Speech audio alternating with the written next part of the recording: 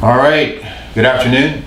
Larry Swink, and a little commentary on the 25th Sunday, Year B of the Gospel of Mark. And I asked you first for prayers. I will not be here this weekend. I will be down in Texas doing a retreat for college students at Texas Christian University. So it'll be a 3-day weekend, so pray for all those that will be attending the retreat, and that my words will help them get closer to Christ.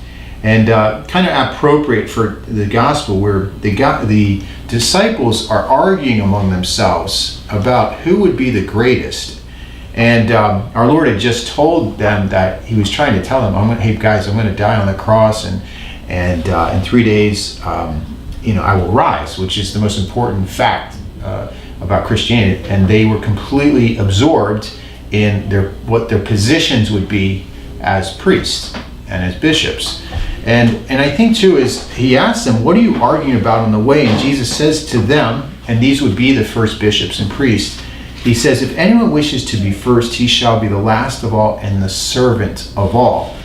And then He said, taking a child, He placed it in their midst, and putting His arms around, He said, "Whoever receives one child such as this in my name receives me." Interesting, huh? Now, right now, as we know, we're going through this crisis, the sexual abuse crisis, and actually in Australia, there's a similar thing going, or there was a similar situation, and the government came back to the Church of Australia with these two suggestions. And it's interesting what they said. They said that, in order to bring healing to this situation, we don't like the idea that priests have this indelible mark and that they're set aside sort of on a pedestal for being priests.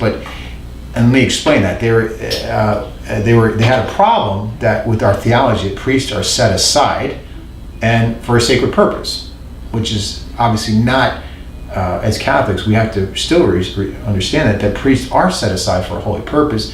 And they said, we'd like you to take that distinction away between priest and laity.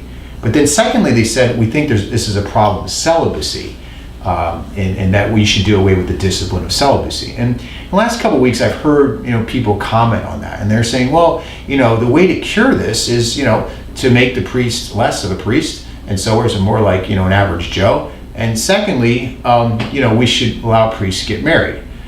Both of those solutions are not solutions at all. Really, what needs to happen is that the priest has to be a priest, and that he's there to serve the people of God and lead them to Christ by his example and his humility, and realize that the whole concept of priesthood is to lay down his life for his people, not to hurt people and to use them. Okay?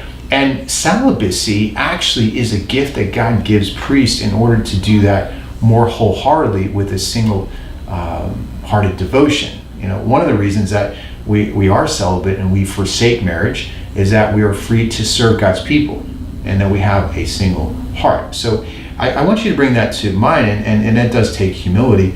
But remember, humility in today's gospel is linked with service. Have a blessed week.